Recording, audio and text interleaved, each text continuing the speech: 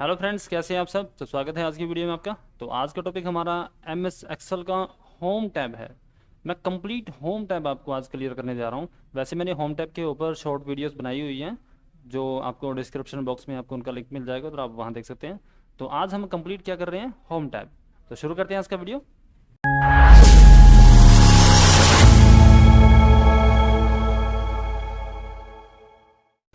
तो सबसे पहले आपने एक्सेल ओपन कर लेना है, और मैंने पहले से ही ओपन किया हुआ है। तो एक्सेल के अंदर मैं आपको होम टैब, ये हमारी होम टैब होती है, यहाँ से हम शुरू कर रहे हैं। तो मैंने कुछ मैटर टाइप कर दिया। इस मैटर को मैं सेलेक्ट करके कंट्रोल सी से कॉपी करके और यहाँ पर ला के पेस्ट कर देता हूँ। दो लाइनिंग मैंने ले ली यहाँ पर। तो अगर ये कंप्लीट मैटर बी और सी कॉलम के अंदर है आपका, और अगर आप चाहते हैं कि ये मैटर जो है एफ और जी में चला जाए, तो ये वहाँ कैसे मूव होगा। तो आपको क्या करना पड़ेगा, सिंपली आप इसे कट करें। आपको मैं कट कमांड बता रहा हूँ।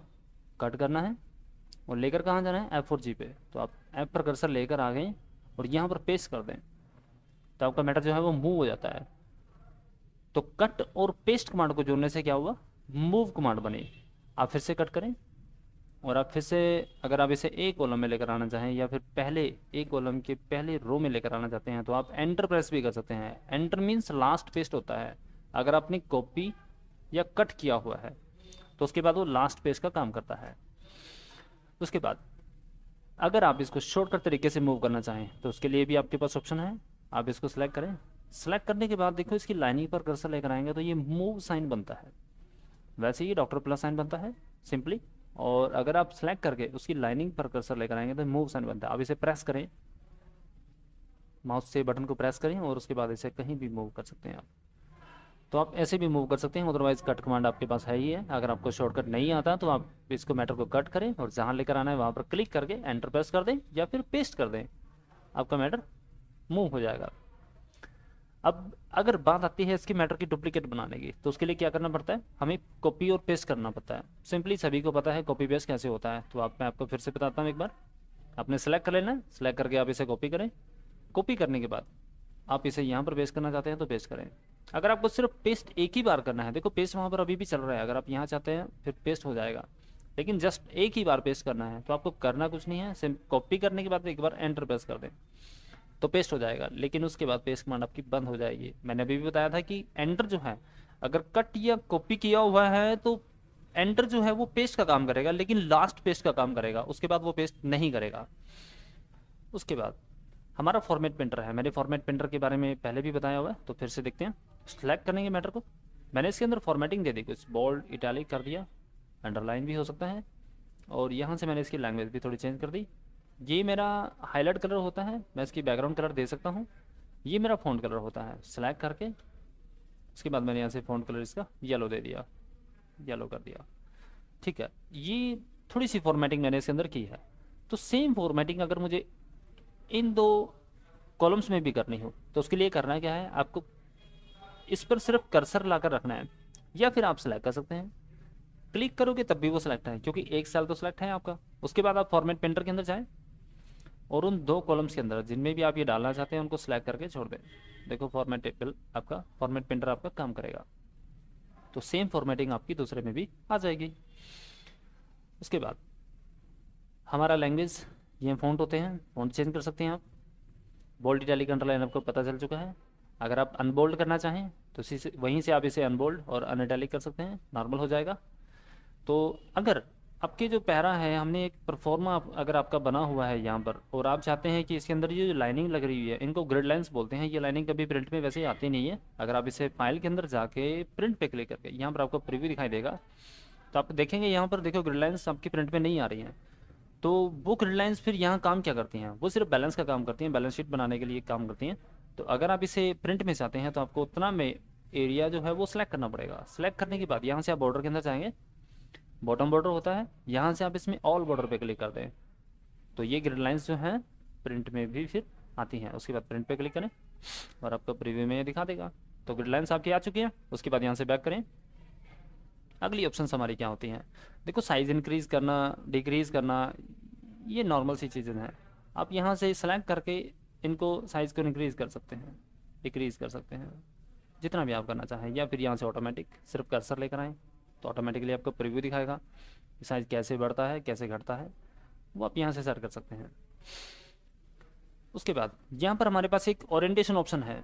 ओरिएंटेशन क्या करता है, मैंने एक शीट और ले ली, मैंने यहाँ पर एक मैटर लिख दिया अभी कंप्यूटर्स, मैंने इसके ऊपर क्लिक किया। मैं इसको 90 डिग्री में खड़ा करना चाहता हूँ, 90 डिग्री में। तो उसके लिए करना क्या है, मैंने इस कॉलम को यहाँ से स्ट्रेच कर दिया ऐसे, लेकिन ये 90 डिग्री में नहीं आया। तो करना क्या है, आपको उसके ऊपर क्लिक कर देना है। ओरिएंटेशन के अंदर जाएंगे, यहाँ पर फॉर्मेट सेल अलाइनमेंट के अंदर चले जाएंगे। देखो ये यहाँ पर ओरिएंटेशन होता है, ये डिग्री है ऐसी, आप ऐसे -90 डिग्री या +90 डिग्री में ले जा सकते हैं। तो आप कैसा चाहते हैं कि अभी ऊपर से नीचे की तरफ आइए, नीचे से ऊपर की तरफ जाए, वो आपको यहाँ डायरेक्शन से सेलेक्ट करना पड़ेगा।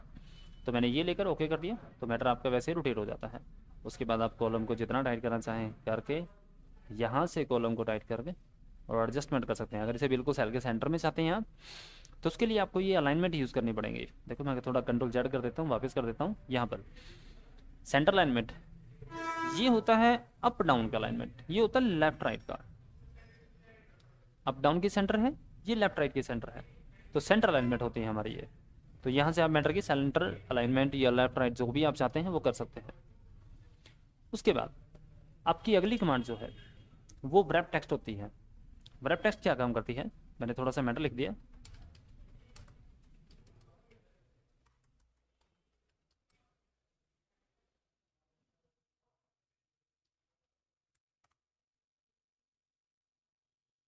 तो मैंने ये मैटर लिखा, मैं चाहता हूँ ये मैटर पूरा का पूरा सिर्फ इस कॉलम में एडजस्ट हो जाए, यानी इतना लंबा ना दिखाई दे।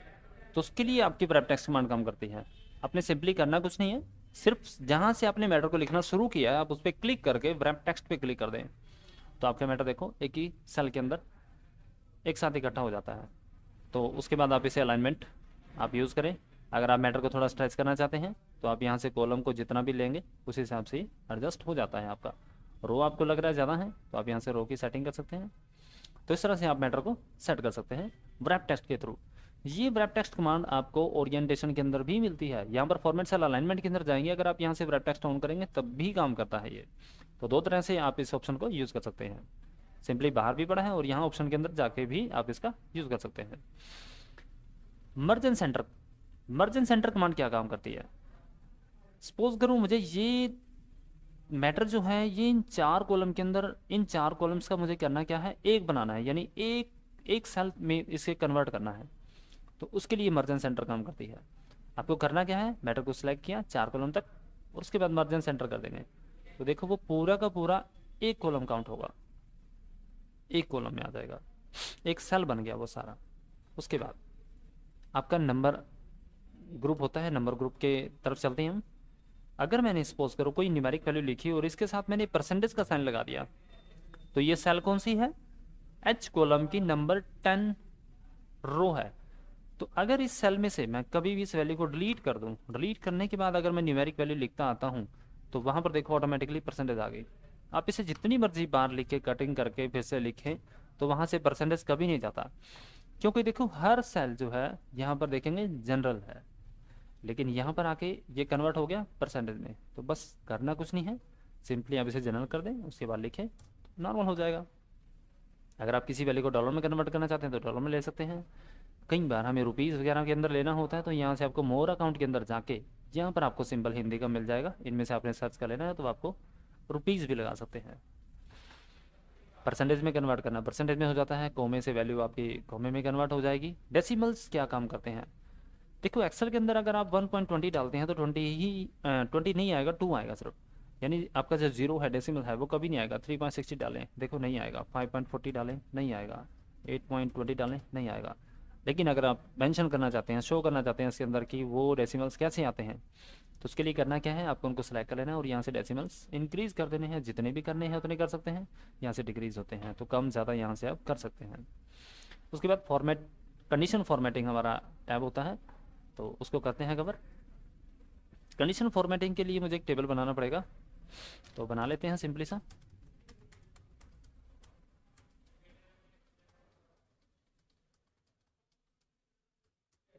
मैंने मार्क्स यहाँ पर लिख दिया, और दोनों को सिलेक्ट किया।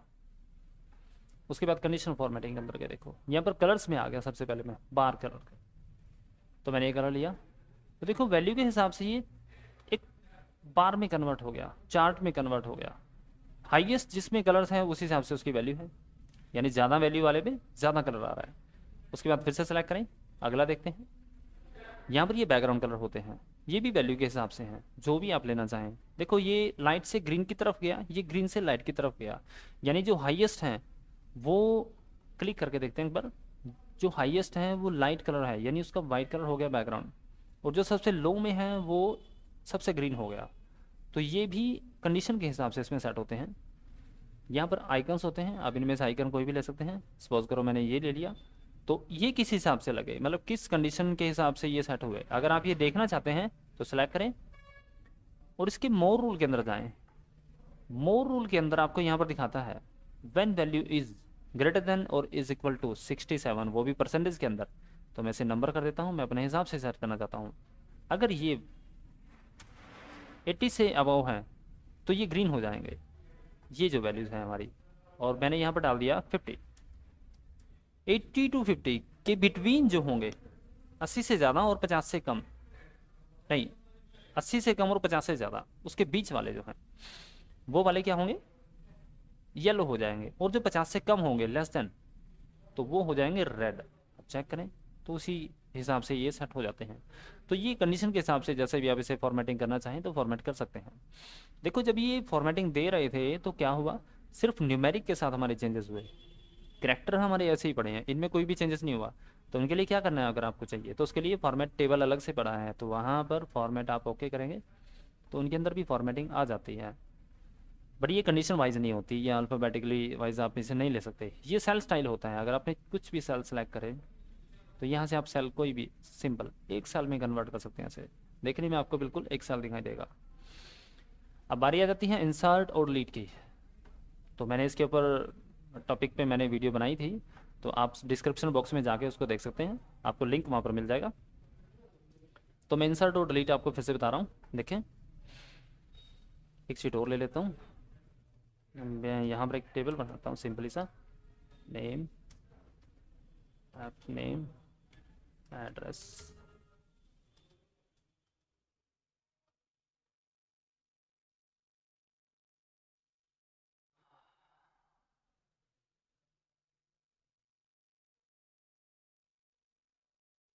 अभी मैं कुछ भी बस सिंपली मैटर ले रहा हूँ, तो आप इसमें एड्रेस भी या मैं फिल कर ही देता हूँ।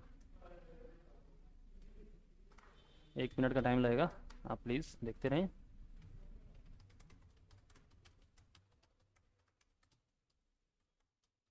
उसके बाद मैं फादर नेम ले देता हूँ।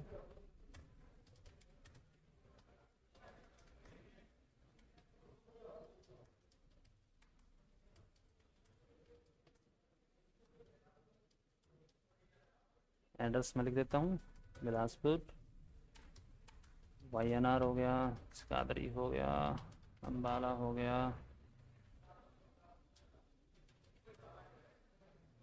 ये सेम ले लिया मैंने। तो मैं चाहता हूँ कि नेम के बाद मैंने फादर नेम डाल दिया, मैं फादर नेम या नेम से पहले मुझे एक कॉलम चाहिए जिसमें मैं सीरियल नंबर लेना चाहता हूँ, जैसे 1 2 3 वगैरह लिखना है। तो हमने करना क्या है, कर्सर यहाँ पर नेम वाले कॉलम पे छोड़ देना है और यहाँ से इंसर्ट कॉलम आप कर सकते हैं, तो वहाँ पर एक कॉलम इंसर्ट हो जाएगा।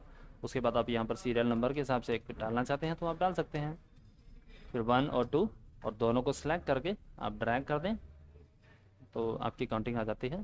तो ऐसे आप यहाँ पर कॉलम इंसर्ट कर सकते हैं। कॉलम कहाँ इंसर्ट होता है, देखो जहाँ भी आपने कर्सर छोड़ा, जिस भी कॉलम में आपने कर्सर छोड़ा है किसी भी सेल में, तो उसके हमेशा लेफ्ट साइड में कॉलम इंसर्ट होता है। लेफ्ट साइड में अगर मैंने कर्सर यहाँ रखा है तो इसके लेफ्ट साइड, जो भी इसकी लेफ्ट साइड बनती है, आपको वहाँ पर एक कॉलम इंसर्ट हो जाएगा। ठीक है। उसके बाद अगर आप रो की बात करते हैं, सपोज करो नंबर 3 पे सोनू नहीं था, यहाँ पर एक कोई और नाम भी था, मैंने अभी नाम डाल देना। सपोज करो मैं अपना नाम डालना चाहता हूँ, यहाँ पर एक अभी का एड्रेस था, तो मुझे 3 नंबर पर रो खाली चाहिए।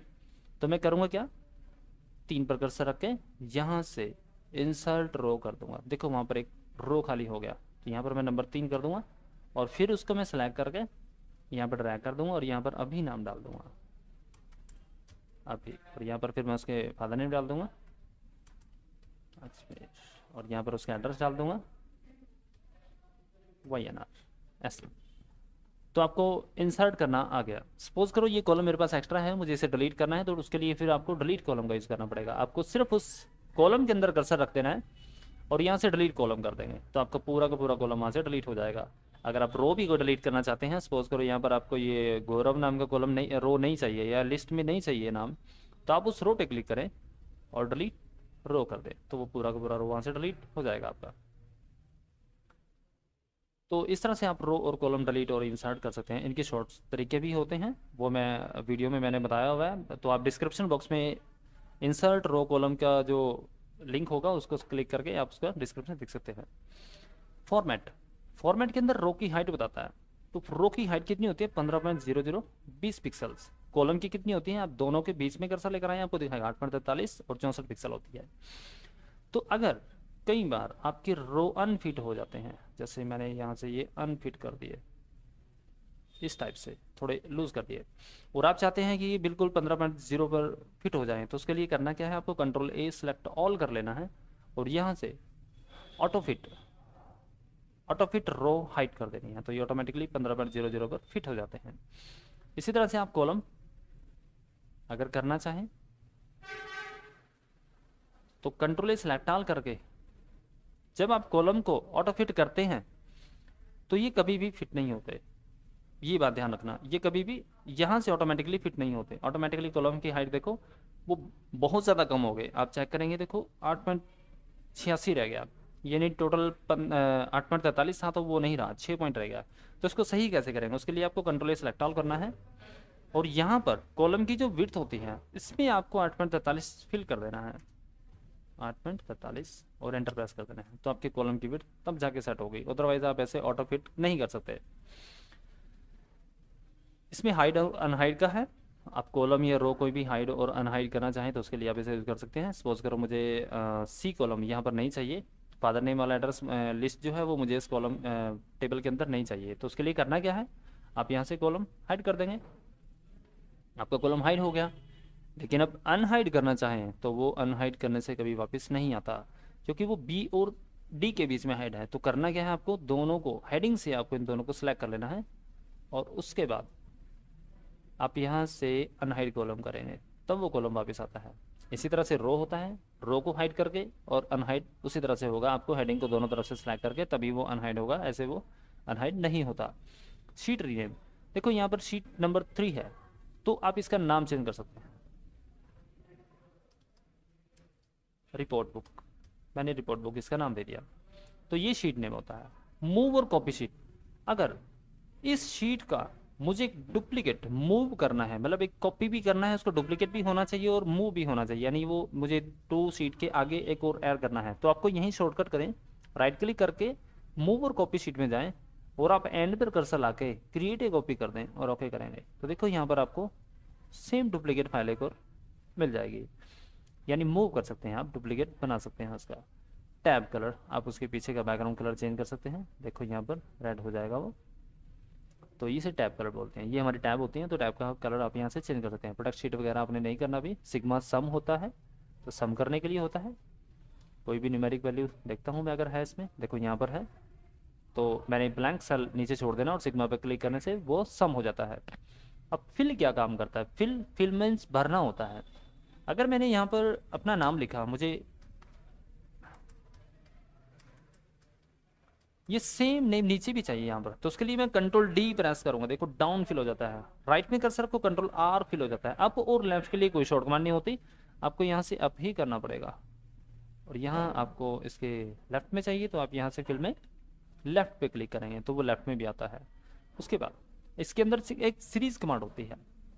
ये सीरीज कमांड क्या काम करती है? देखो एक शीट और ले लेता हूँ। मैंने यहाँ पर सपोज करो एक कोड डाला 1 2, और अगर ये कोड मुझे 1 लाख तक लिखने हैं, तो अगर मैं इसे ड्रैग करता हूँ ऐसे, तो ये बहुत टाइम लग जाएगा आपको 1 लाख तक काउंटिंग तक जाने में। तो उसको शॉर्टकट तरीके से अगर आप लिखना चाहें तो वो कैसे लिखा जाता है? आपको एक क्लिक करना है, एक लिखना है और एक पे क्लिक कर देना है। फिर आप यहाँ से सीरीज के अंदर जाएंगे, सॉरी सीरीज में जाएंगे, सीरीज के अंदर आपको यहाँ पर डाल देनी है 1 लाख तक की वैल्यू आपकी।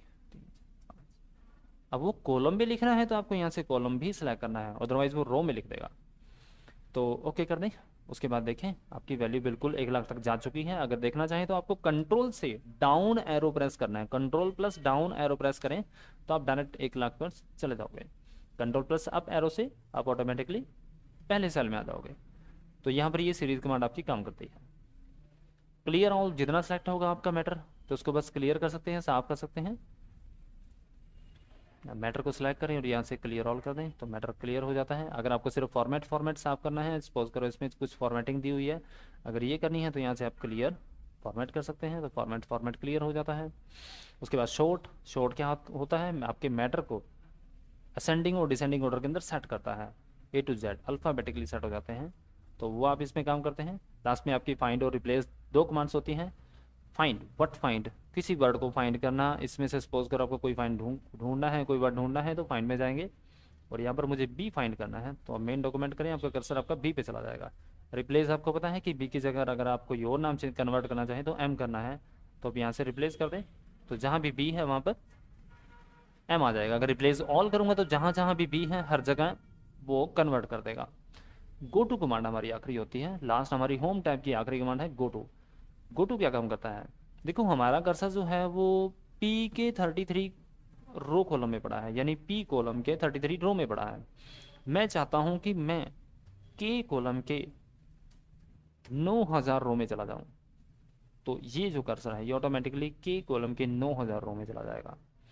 देखो यहाँ पर, और ये देखो कंटिंग के की 9000। आप कंट्रोल जी से छोड़कर चला सकते हैं। एक ही 1 लिखो तो आप ए कॉलम के 1 सेल में चले जाओगे, पहले सेल में चले जाओगे। तो इस टाइप हमारा ये पूरा का पूरा एक्सेल का होम टैब कवर हो जाता है।